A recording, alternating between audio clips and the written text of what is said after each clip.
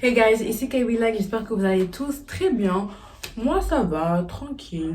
Ça fait un petit moment que j'ai pas posté de vidéo YouTube. I know. Et aujourd'hui, je reviens avec une vidéo explicative de mes années universitaires à Sherbrooke. On m'a conseillé d'expliquer mon déménagement, comment j'ai été intégrée dans l'université et blablabla et blablabla. C'est parti. Premièrement, comment se faire accepter à l'université de Sherbrooke. Donc, comme toute école, tu envoies tes relevés de notes. Honnêtement, je pense que pour la moyenne, je pense qu'une moyenne de 13 à 14, ça te fait entrer facile. Franchement, ils s'attendent pas à un 18 de moyenne non plus.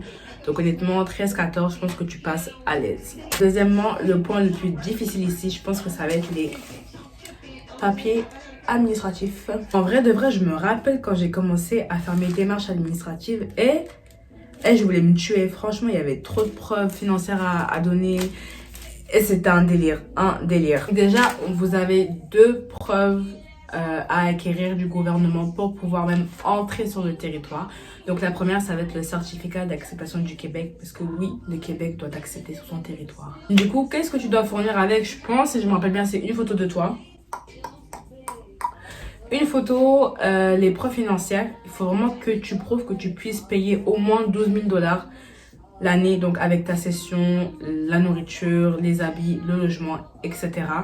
Ton relevé de notes, parce que oui, pour entrer sur le territoire, il ne faut pas être stupide. Et bien sûr, une photocopie de ton passeport. Si je me rappelle bien, je pense que j'ai payé un bail de 120 $ pour mon certificat. Et en plus, si t'es refusé, ils te remboursent même pas. Évidemment que non. J'ai failli oublier, il faut aussi que tu montres la preuve que tu as été accepté dans une université québécoise. Et il y a une différence entre université québécoise et canadienne. C'est 2 choses complètement différentes. Donc vraiment, université québécoise. Du coup, mon certificat, il est là. Je suis fière. Et il te l'envoie par la poste et tout. Hein. Non. Par la poste. Ensuite, après avoir reçu le certificat d'acceptation du Québec, il faut refaire une demande pour le permis d'études. Et le permis d'études, qu'est-ce qu'il faut montrer? Je pense qu'il faut montrer ton CAQ, encore une preuve financière, encore la lettre d'acceptation, parce que ça se trouve, le CAQ, c'était pas assez, vous voyez le délire. Et une autre photocopie de votre passeport. Et quand vous avez envoyé tout ça, ils vont vous l'envoyer par la poste, encore une fois, si jamais ils vous acceptent. C'est important d'être accepté. Si jamais ils vous acceptent, donc quand vous avez ces 2 documents, vous pouvez enfin vous pointer au Canada et ils vont vous laisser passer. Franchement, mon seul conseil à donner, c'est faites-le en avance. Attendez pas à la dernière minute comme moi. Faites-le en avance, c'est tout ce que j'ai à vous dire. Ma valise, qu'est-ce que j'ai mis dans ma valise? Le strict minimum. Franchement, je me suis dit, je vais tout acheter en arrivant ici. Avec les températures qui veulent briser mon système immunitaire, là, c'est mieux que j'attende. Ensuite, la recherche d'appartement, honnêtement, ce que j'ai à conseiller, c'est le site Kijiji. Après, c'est vrai qu'il y a beaucoup de fraudeurs dessus. Ouais, parce que les gens, ils aiment bien frauder ici. Mais en vrai de vrai, si on fait attention, franchement, Kijiji, c'est le meilleur site pour trouver un appartement. Après, je sais qu'il y a plein de monde qui vont... plein de monde. Putain. Comme je disais, il y a plein de gens qui vont en résidence à l'université, parce qu'il y a plein de résidences. Honnêtement, c'est pas pour moi. Partager ma cuisine, ma salle de bain. Non. Not my thing. I'm not judging, but not my thing. Après, c'est vrai que pour se faire des amis et tout, franchement, c'est bénef, hein. T'as tout le monde avec toi. C'est bénef, mais non. Non. En vrai, si j'ai un conseil à donner en arrivant à Sherbrooke, c'est soit vous allez en résidence pendant 1 an. Juste 1 an. Vous faites des amis, plein de rencontres, plein de connaissances. Ou alors, vous faites le système de parrainage. Moi, c'est ce que j'ai fait. Honnêtement, c'est ça qui a fait que j'ai eu plein d'amis. Des amis. Plein de connaissances à la première année. Franchement, en plus, j'ai kiffé avec ma marraine. Et jusqu'à là, on est encore amis, ça fait 3 ans et tout. Donc, c'est soit les résidences, soit le système de parrainage. Si vous avez de la chance, vous faites les 2 et fou! Let's go, baby. Ou sinon, si vous voulez vraiment pas aller en résidence et partager toutes vos affaires, ce que vous faites, c'est que vous allez au 5 à 8. Mais bon, après, c'est vrai qu'avec la pandémie, les 5 à 8, moyen. Mais je sais qu'avant la pandémie, aller au 5 à 8, c'était la porte du bonheur. Honnêtement, tu connaissais tellement de monde. Parce que tout le monde y va, tout le monde est prêt à faire la fête. Tu dis faire la fête, tout le monde court. Du coup, après les cours, tout le monde y allait. Et franchement, je pense que le meilleur 5 à 8, c'est bon, un 5 à 11. Celui d'Halloween. Franchement, c'est le seul où je suis allée. Et j'ai kiffé. C'est pas mon délire de base, mais j'ai kiffé. J'ai oublié de préciser que c'était tous les jeudis. À l'ancienne, c'était vraiment tous les jeudis. C'était le rendez-vous de la semaine. Avant même de parler des 5 à 8, parlons des intégrations. Parce que oui, quand tu rentres dans une licence ici, tu as des intégrations. Moi, j'appelle ça plus du moyen bisutage qu'autre chose, mais j'ai pas fini en pleurs, donc ça va. D'ailleurs, je pensais que les intégrations, bisutage, ça se passait que aux États-Unis, mais visiblement non. Et du coup, ça consiste en plein de défis tout au long de la journée. Mais c'est plus pendant une semaine. Une semaine d'intégration, c'est long. Et la dernière journée, j'ai dit, je suis malade. Je pense que j'ai dit que j'étais malade ou que j'avais des papiers administratifs à faire. Un truc du genre, en tout cas, j'ai esquivé. Mais en tout cas, du coup, c'est une semaine d'intégration avec plein de défis.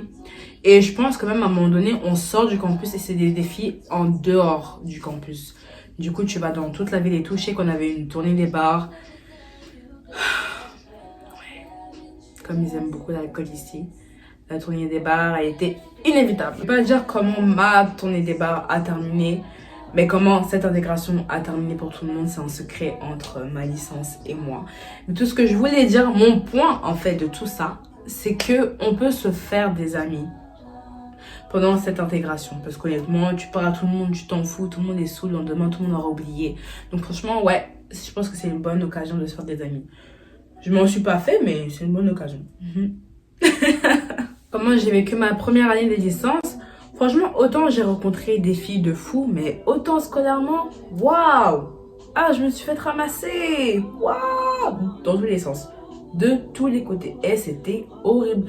Mon premier semestre, c'était horrible. On dirait j'étudiais, mais ça rentrait, ça sortait. Et quand l'examen avait lieu, je disais que de la merde sur ma copie. C'est trop bizarre. Franchement, je l'ai grave mal vécu. Hein. Laisse tomber, j'ai commencé à douter alors que je suis intelligente, je le sais. Et du coup, tout ça pour dire qu'il ne faut pas vous inquiéter. Franchement, la première année de licence, de bac, comme on dit ici, à l'université de Sherbrooke, elle n'est pas facile. Elle ramasse tout le monde. On se fait corriger d'une manière, c'est pareil pour tout le monde. Parfois, tu vas douter, tu vas te dire, mais wesh, c'est quelle bail, c'est quelle histoire, mais c'est normal. Franchement, je pense que c'est le seul point commun que tous les étudiants ont à l'université de Sherbrooke, c'est que la première année, elle nous a toutes ramasser. Le plus important, c'est vraiment de trouver sa méthode de travail. Honnêtement, sans méthode de travail, tu fonces dans le mur ici. Le mur. Comme ça. Aujourd'hui, ça va beaucoup mieux. J'ai commencé ma 3e année. Honnêtement, ça va. J'ai des bonnes notes. C'est dur. J'ai des mental breakdowns, mais ça va. Je sais aussi que le ramassage à la première année va beaucoup dépendre de la faculté et du programme, mais de la licence en tant que telle. Moi, je suis en sciences, donc c'était inévitable, j'allais me faire ramasser dans tous les sens. Après, je sais qu'il y a des programmes qui sont plus faciles dès la première année. Du coup, ça dépend vraiment. Mais moi, je dis ça pour vous prévenir, comme ça, il n'y a pas de surprise. On va pas dire, ouais, quelqu'un t'a pas dit ça. Je l'ai dit et je l'ai redit. Résumé du résumé, n'hésitez pas à aller vers les autres. Honnêtement, même si ça aboutit à rien, peut-être que le lendemain ils vont faire comme si vous ne connaissez pas. C'est pas grave, ça arrive, ça arrive. Allez quand même vers les autres, franchement n'hésitez pas. Enfin, on s'en fout, on s'en fout. Dans 3 ans, on est diplômé, on va oublier tout ça. Franchement, on s'en fout. Allez-y à fond, vraiment. Mais prenez-vous-y en avance, surtout pour les papiers administratifs, pour tout ce qui est logement et tout. Vraiment, préparez-vous à dépenser quand même une certaine somme d'argent parce que vous vous installez dans un nouveau pays. Donc, c'est sûr que vous allez dépenser. Mais après, ce qui est bien, c'est qu'on peut trouver du travail assez facilement ici. That was it for my video. J'espère que vous avez profité, que ça va peut-être vous aider à faire un choix et pourquoi pas venir ici. On se retrouve pour une nouvelle vidéo prochainement.